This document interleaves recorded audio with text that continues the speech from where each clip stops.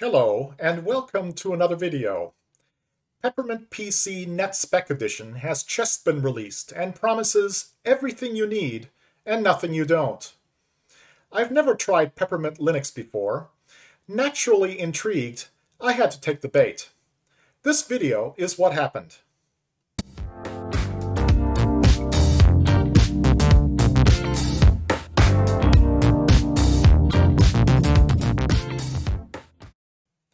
So I've just downloaded their latest ISO, link in the description below, which is 64 bits only now. Let's boot it. Here we go. Let me just fix the screen resolution by editing the boot line. I'm going to add a video equals 1920 by 1080 so that my KVM looks correct to you guys. Off we go. This is a very similar or exactly the same boot process as Debian 11, Bullseye, on which this is based. So there's our welcome app. And let me open up the Pep Hub first and also fix the screen resolution here by clicking on Display under Network and Hardware and going to 1920 by 1080. Apply it and keep it. That looks a little better. Better use of our screen resolution. So you can see our network connections are already configured. So we've got access to the interwebs.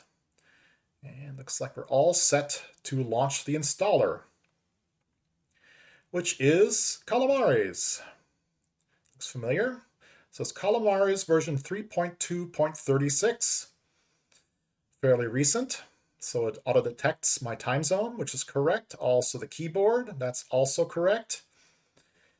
And we're just going to do the default erase disk and use all of the 64 gig VDA. You can also have the option of encrypting the system. We won't do that today. We'll just go with the 300 megabytes FAT32 EFI partition, the root partition, ext4 file system, and the swap partition it adds automatically. Looks pretty good to me. So, moving on, my name is Steven. I'll name this machine Pepper1, give myself a password, enter it twice for good measure.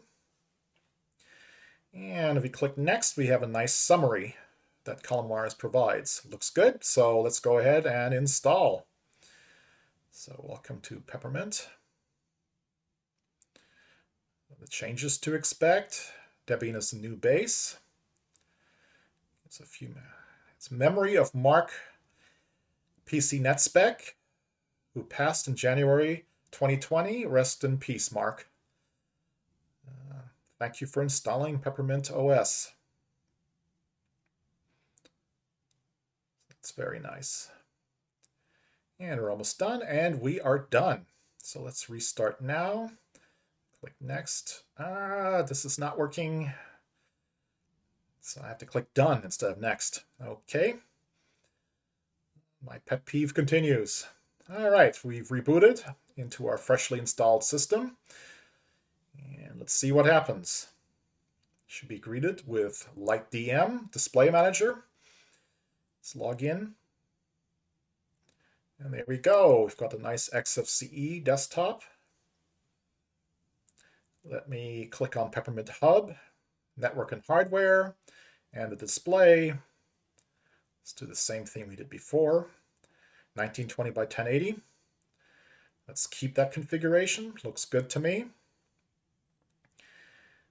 And yeah, Peppermint Hub has a bunch of little apps here, configuration apps. You've got users and groups, accessibility, settings, appearance, panel, notification settings, default applications, and deconf editor. Under settings, we have the usual XFCE 4.16 suspects. Under appearance, we're using currently the Peppermint 10 Red Dark theme. Got the icons as Papyrus, not Papyrus. Under fonts, got the usual stuff here. All right. Let's see what else do we have under settings. The desktop, we have a nice choice of wallpapers. got notifications, window manager, settings, display we already saw. Yeah, this looks all pretty much standard fare for XFCE. Nothing unusual there.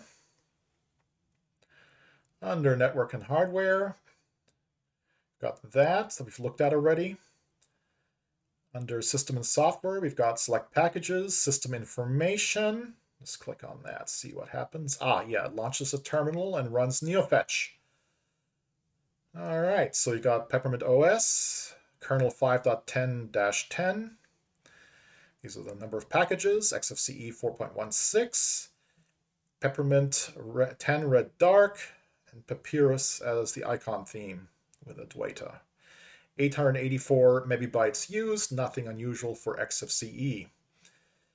Update Manager shows us that it uses solely all the Debian repositories, including the security repositories. So this is basically Debian 11.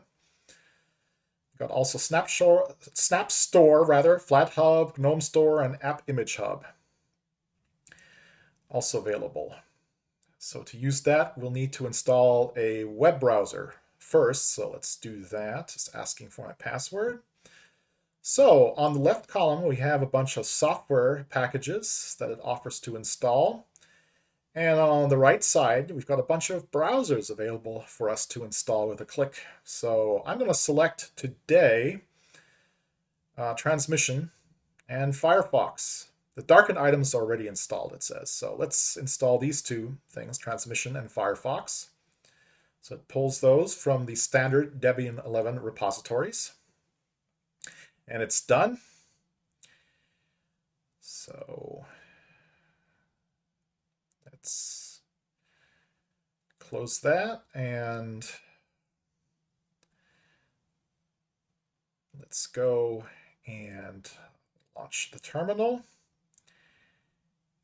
And let's make sure we're up to date, because I don't trust anything, right? With sudo apt update and sudo apt upgrade. Just to make sure everything is up to date. Looks like it already is, not surprising. We've got one auto remove package, so let's do that. So grub pc bin is auto remove. We don't need that anymore. Let's look at the file system table. We've got 3 partitions set up. The boot EFI VFAT partition for UEFI machines, a root partition, and a swap partition. Very simple by default.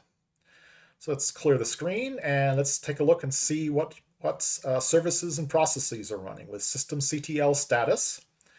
So let me look here, see if there's anything unusual. I see nothing. It's on Pipewire. Very good.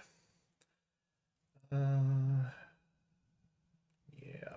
nothing unusual. It's got GeoClue geolocation services enabled. You can disable it very easily.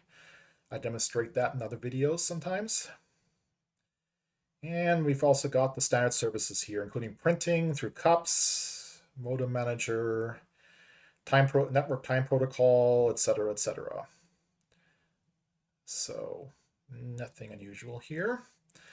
Okay, that looks good.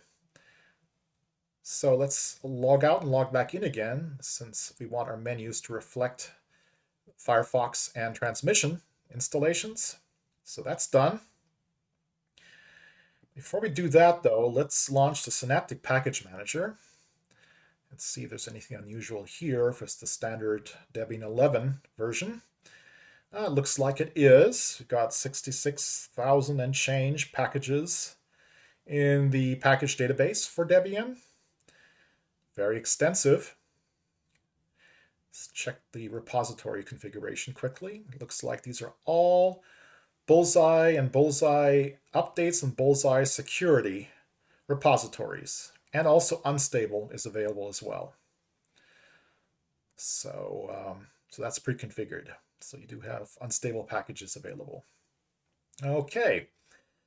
Let's see what we have here. Let's launch Firefox ESR. That's the extended service release. Now, Debian Bullseye, as of this video's publication, still has an older ESR release, 78.15. Looks to me that may be a bit too old for you guys. there are fixes available if you want a newer Firefox.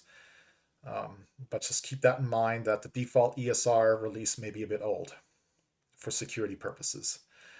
Okay, let's look at the home page with PeppermintOS.com. And there it is. So, latest lightweight, stable and super fast operating system, Debian Bullseye using XFCE. Yeah, it's migrated into its own continuous delivery OS. I guess that's the unstable repository they're referring to, or have configured, rather. Let's see here. Let's go to the menu. Let's click on About. We've got the release notes. That's the old Peppermint 10 that was released. Let's go to the Peppermint 11, I guess, Peppermint PCNetSpec version. Nice thank you. So it has the hub and all the applets. So they've migrated the LXDE components to XFCE. Latest Calamares replaces Ubiquity for installation. Bunch of icons and themes are included. No web browser is installed. Yes, of course, you can choose. Peppermint is based on Debian 64-bit.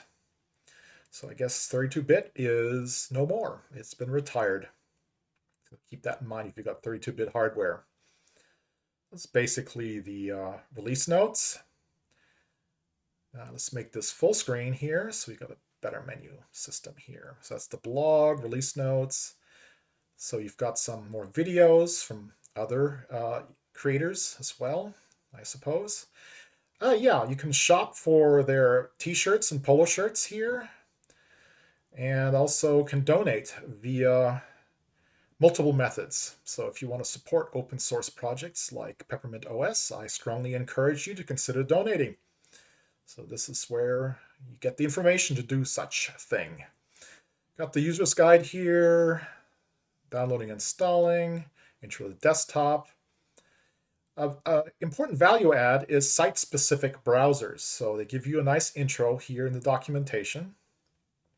Makes heavy use of what are called site-specific browsers, or SSBs.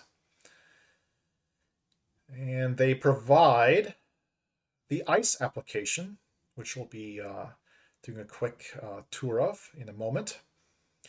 But yeah, you can manage your SSBs using that application, and they give you some examples.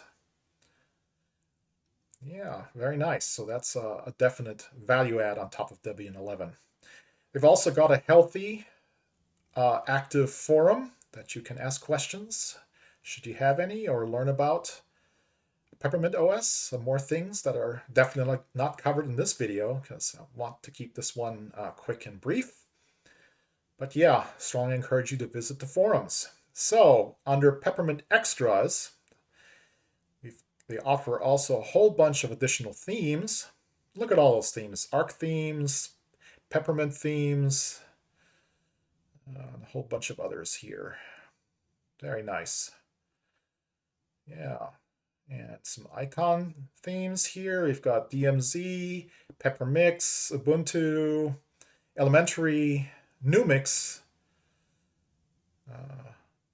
Humanity. Very comprehensive. You can also install an additional 47 images if you want more desktop wallpaper and are too lazy or don't want to go to Pexels or other sites. Okay, so let's go to Internet and the ICE application for configuring a trivial SSB example. So for this trivial, simple example, I'm going to call it atomic time. And I want that SSB to go to https://time.is. We'll put this in the Internet menu. We'll grab the site fav icon, which looks thusly, as our SSB icon.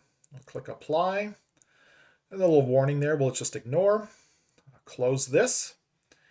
And let's launch our trivial SSB example called Atomic Time.